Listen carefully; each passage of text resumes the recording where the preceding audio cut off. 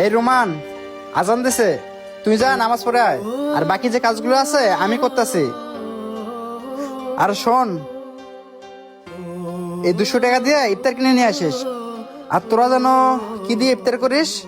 জি মহাজন সাহেব, বুঝতে পারছি আপনি মনে হয় খেজুরের কথা বলতেছেন। হ্যাঁ বুঝতে পারছি, খেজুরের কথায়। আচ্ছা যা, এই 200 টাকা নিয়ে গিয়ে নামাজ পড়ে ইফতার নিয়ে আসিস। ঠিক আছে মহাজন সাহেব। কিছুই বুঝতে পারতেছি না, জীবনদা হিন্দু হয়েও মুসলমান ছেলেদেরকে ইফতারি করার জন্য টাকা দিচ্ছে। আর সৃষ্টি করে তুই এদিকে আয়। এই সৃষ্টি, জি মহাজন, আসতেছি। জি মহাজন সাহেব বলেন। আজান দিয়ে দিছে, আর তোমাদের তো মনে হয় নামাজের সময় হয়ে গেছে। তোমরা দুইজন যাও নামাজ পড়ো, আর আসার সময় ইফতারি নিয়ে এসো। আমি ওর কাছে টাকা দিয়ে দিচ্ছি। আচ্ছা ঠিক আছে মহাজন সাহেব। এই নোমান চল। এই জীবনদা। জি আশিক দা, বলো। জীবনদা, আপনার ওয়ার্কশপে আমি 1 সপ্তাহ আগে কাম দিয়ে গেছিলাম। আমার 2টা দরজার হেটার কাম কি কমপ্লিট হয়েছে? 2টা দরজা? আচ্ছা দাঁড়াও, দেখতেছি। হ্যাঁ দাদা, ওকে হয়েছে। তাহলে আজকে ইফতারির পরে দরজাগুলো আমার বাসায় দিয়ে। আচ্ছা সমস্যা নেই দাদা, আমি গিয়ে দিয়ে আসবো নি। তবে দাদা, তোমার কিন্তু ভ্যান ভাড়াটা এক্সট্রা ভাবে দিতে হবে, কারণ ভ্যানটা আমাদের বাইরে থেকে ভাড়া করে আনতে হবে, তাই ভ্যানের ভাড়াটা আলাদা ভাবে দিতে হবে। আচ্ছা ঠিক আছে, ভ্যান ভাড়া না হয় আমি দিয়ে দিব। জীবনদা, তবে আরেকটা কথা, তোমার যে 2টা কর্মচারী তাদেরকে মাস শেষে কত টাকা স্যালারি দাও?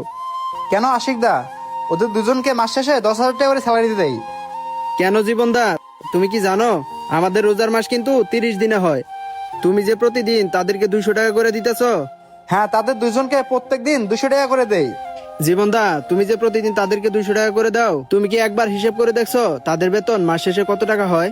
আরে আশিক দা, এত হিসাব করে কি হবে? জীবনদা, ব্যবসা করলে হিসাব ঠিকই রাখতে হবে। প্রতিদিন তাদেরকে ইফতারির জন্য যে 200 টাকা করে দিতেছ, আমি হিসাব করে দেখলাম মাস শেষে তাদের বেতন 10,000 টাকার পরিবর্তে 13,000 টাকা পড়ে। আর আমার তো মনে হয় তোমার কর্মচারী রোজা রেখে ঠিকঠাক মতো কাজও করতে পারে না। এই যে রোজা রাখা ঠিকঠাক মতো কাজ করতে পারতেছে না, তুমি আবার 200 টাকা করে দিতেছ, এতে কি তোমার লস হবে না?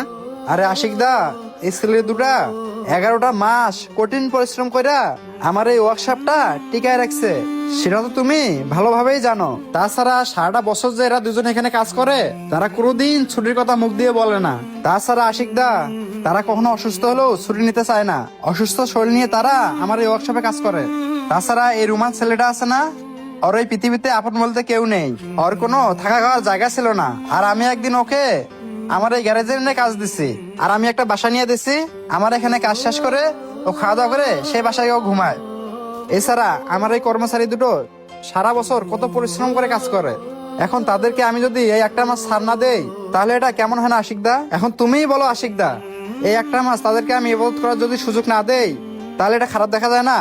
যাক জীবনদা, তোমার মন মানসিকতা দেখে আমার অনেক ভালো লাগলো। তুমি এই 2 ছেলেকে রমজান মাসে ইবাদত করার সুযোগ দিছো, এতে তোমারও ভালো হইতাছে। তুমি এদেরকে এখন সুযোগ দিতেছ, রোজার মাস শেষ হলে তারা মন থেকে বেশি বেশি করে কাজ করবে। তাছাড়া জীবনদা, মাঝে মাঝে তো আমি তোমার ওয়ার্কশপে আসি, আয়সা দেখি ছেলে দুটাই কাজ করে, তোমার তো কোনো কাজে হাতই দিতে দেয় না। জীবনদা, আমি তোমার কাছে আরেকটা কথা জানতে চাই, এই ওয়ার্কশপের মালিক যদি মুসলমান হইতো আর কর্মচারী গুলা যদি হিন্দু হইতো, তাহলে কি সেই মুসলমান মালিক হিন্দু কর্মচারীদের তোমার মতো ছাড় দিত? শোনো তাহলে আশিক দা, আমাকে যে এই ওয়ার্কশপের কাজ কাম শিখাইছে, সে ছিল একজন মুসলিম। তার নাম ছিল রনি খান। তার বাসা আমাদের এই শিলমুন এলাকাতেই ছিল। এছাড়া উনি অনেক ইমানদার লোক ছিল এবং ধার্মিক লোক ছিল। আর সে আমাকে অনেক কষ্ট করে এই ওয়ার্কশপের কাজ কাম শিখেছে দাদা। তার জন্যই আমি এরকম একটা ওয়ার্কশপ চালাতে পারতাছি। তাছাড়া আরেকটা কথা শোনো দাদা, আমাদের দুর্গাপূজার ছুটি দেয় কয়দিন? মাত্র 5 দিন। আর সে আমাকে 10 দিন করে ছুটি দিত।